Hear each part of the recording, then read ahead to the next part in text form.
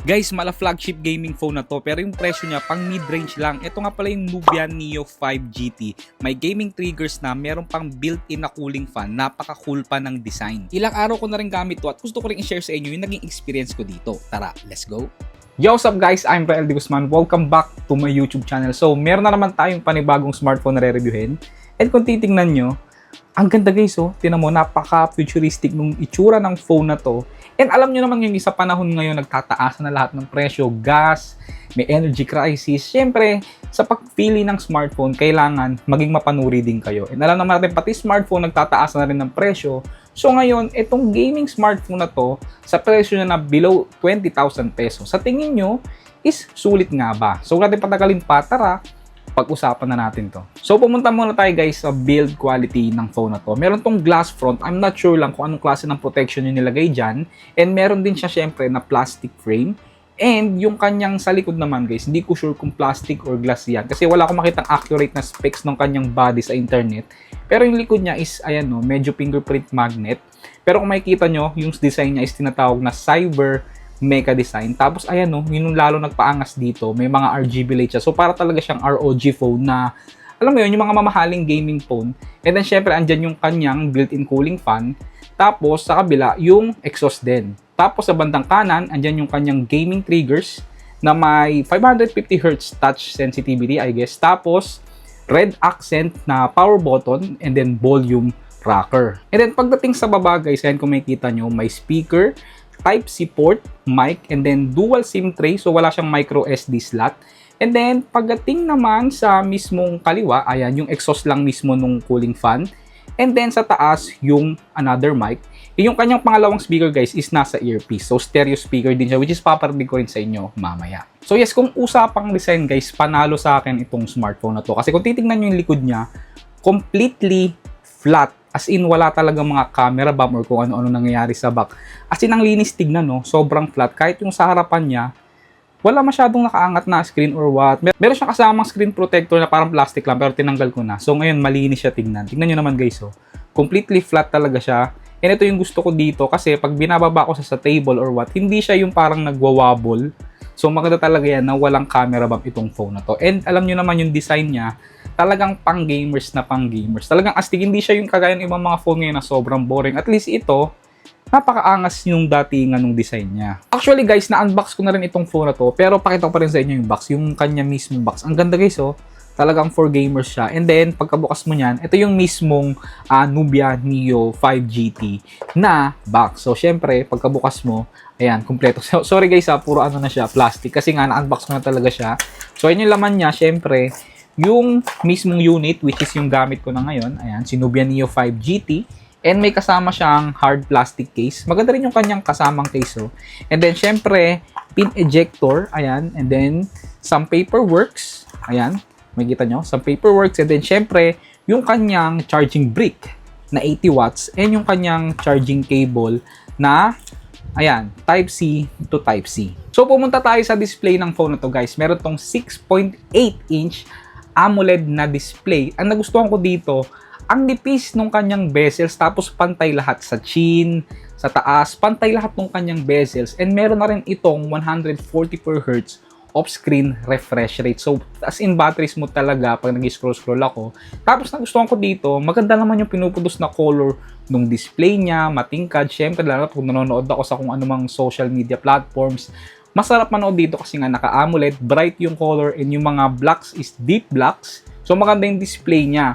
Meron din tong 1.5K screen na resolution. So, malinaw talaga yung screen niya. Yun nga lang, napansin ko, naka-Widevine L3 lamang siya. So, hindi tayo makakaroon ng mga Full HD content sa mga streaming platforms. Di ko lang sure kung bakit naka-Widevine L3, but still guys, malinaw pa rin or maganda pa rin yung display ng phone na to. So, yung 144Hz na display guys, alam ko mabilis yan.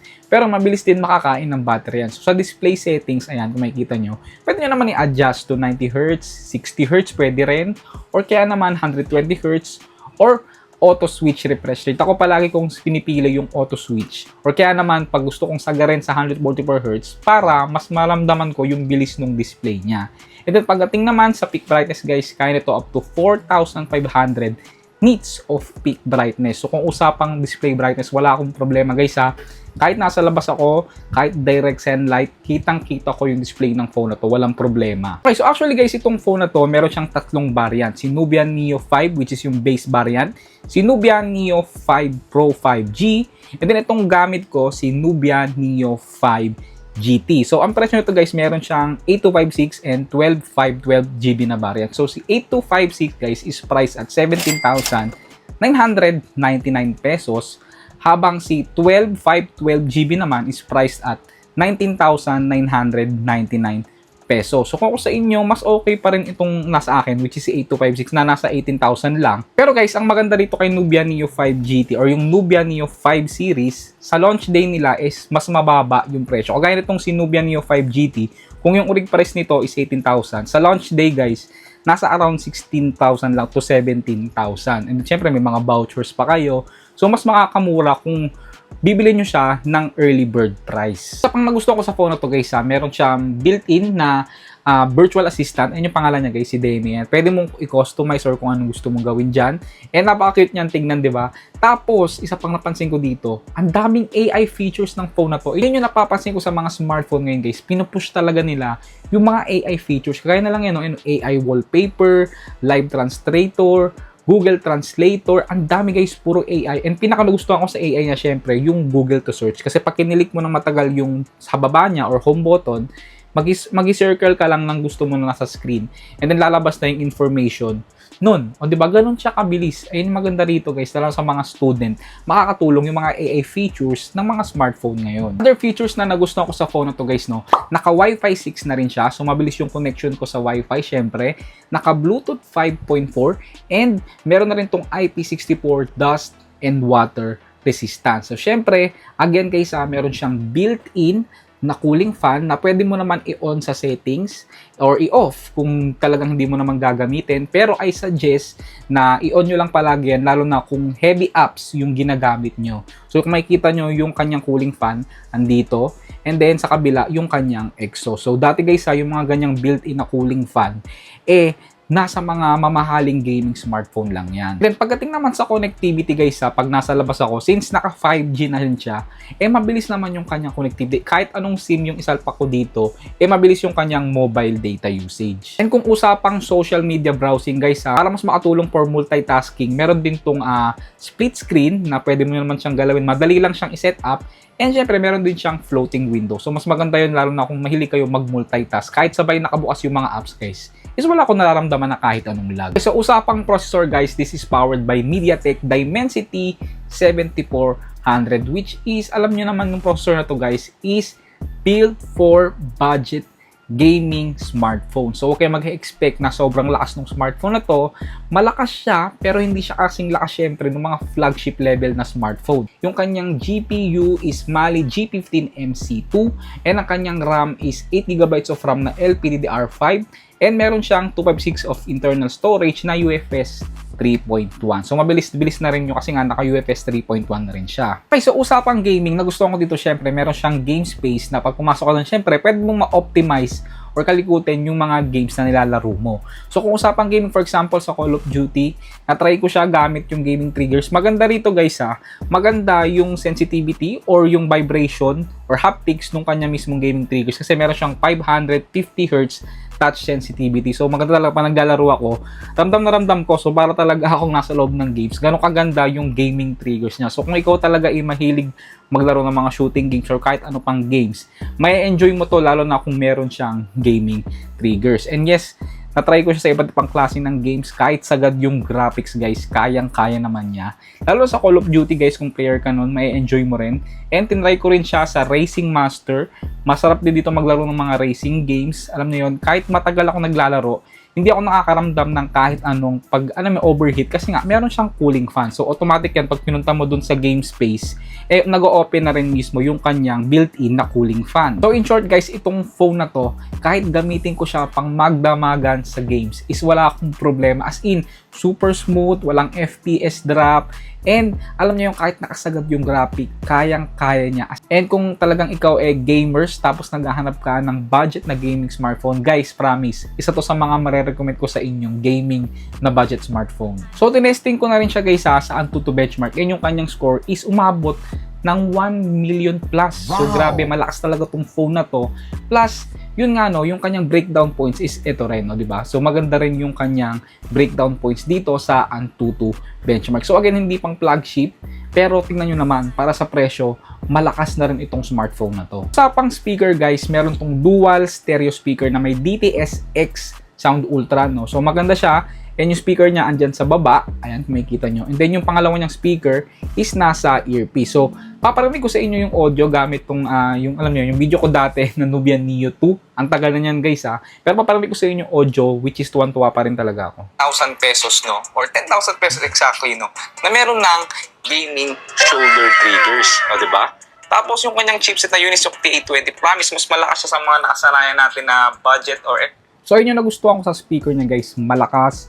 Buong-buo din talaga yung speaker niya. Pag nanonood ako dito ng mga kung ano-anong content, hindi ko na kailangan mag-earphones kasi malakas at buo yung bass niya. Maganda talaga yung speaker ng phone na to. And especially pag nag-games kayo, talagang mararamdaman nyo rin yung mga barilan o kung ano nilalaro nyo. So para sa akin, 100% malakas at maganda yung speaker ng phone na to. So usapang camera guys, meron itong 50 megapixel na main camera and 16 megapixel na selfie camera. Alam ko guys, itong phone na to is nakapokus sa games. So, huwag kayo ma-expect ng todo-todo sa kanyang camera. But still, kung tinignan ko yung mga pictures ng camera is okay ha. Para sa akin, okay yung mga nakuha kong pictures. Bright, and maganda yung mga colors. Yun nga lang, napansin ko, may times na hindi talaga siya ganun kaganda or kaganda yung details niya. May times na parang wash out or maraming noise or hindi ganun kaganda yung dynamic range niya. Lalo na pag direct sunlight, minsan parang medyo marami talaga siyang noise. So yung camera niya is parang pang budget, hindi siya pang mid-range, mga ganyan-ganyan. So yes, huwag kayo mag-expect ng todo-todo sa kanyang camera. But still no, para sa akin, hindi naman pangit yung camera niya, pwedeng-pwede na. And pagdating sa video recording guys, kaya niya mag-record ng 4K at 30 FPS sa rear, and then 1080p at 30 FPS sa front. So hindi ko napakita yung front guys. Pero yung video recording niya guys na 4K at 30 FPS, maganda naman, detailed, pero napansin ko, may stabilization siya, no? Pero nag-jitter talaga siya or parang maalog-alog pa rin. So parang hindi ganun ka-stable yung kanyang stabilization. So I think no, hindi ko rin siya mare-recommend for vlogging or pang video-video. Pero siguro gamitan nyo na lang to guys ng phone stabilizer. Pero maganda naman yung kanyang video recording. Yun nga lang, medyo maalog pa rin talaga. So sa battery naman guys, meron tong 6,210 mAh large capacity na battery. Meron na rin itong bypass charging which is makakatulong yan. Kahit naka-charge pwede nyong gamitin. And ang nagustuhan ko dito guys, makunat yung battery niya. Nung dinala ko to ng isang araw guys, umalis ako ng nasa 90%. Pagka uwi ko, meron pa akong mga 35%. So I think yung battery life nito, siguro aabot sa akin ng 1.5 araw. So, ganun kakunat yung battery niya. Nagustuhan ko dito, meron siyang 80 watts na fast charging speed. So, yung 15% to 100% is inaabot lang guys ng 56 minutes. So, wala pang 1 hour. Fully charged na tong smartphone na to. Perfect yan, lalo na for example, aalis ka, nagmamadali ka. Hindi mo na kailangan mag-antay ng matagal kasi wala pa nga 1 oras. Full charge na tong smartphone na to, di ba? So, overall guys, ang pinaka nagustuhan ko sa phone na to is yung kanyang design talaga. Napaka maangas, meron pang RGB lights. Alam niyo yun, kasi minsan nakaka-board na yung mga boring na design ng phone. So, gusto ko yung ganyang mga design ng phone, napaka-futuristic and napaka-angas tignan. Plus, meron siya syempre na built-in na cooling fan. So, overall, yung phone na to, okay siya for gaming. Yun nga lang yung price niya talaga na 18 to 20,000 pesos. Meron pang mas malalakas na phone sa ganong kababang presyo. Pero, kung fan ka ng mga Nubia phone, alam naman natin, tumatagal yung mga phone ni Nubia. Kasi from ZTE din to sa pagkakaalam ko. So, matitibay din itong mga Nubia na smartphone. So, para sa akin, itong smartphone na to is okay for gamers and sa akin, 100% sulit na sulit. Yun lang guys, kung nagustuhan nyo itong video na to, give it a thumbs up. At syempre, huwag mo kakalimutan mag-subscribe. Peace!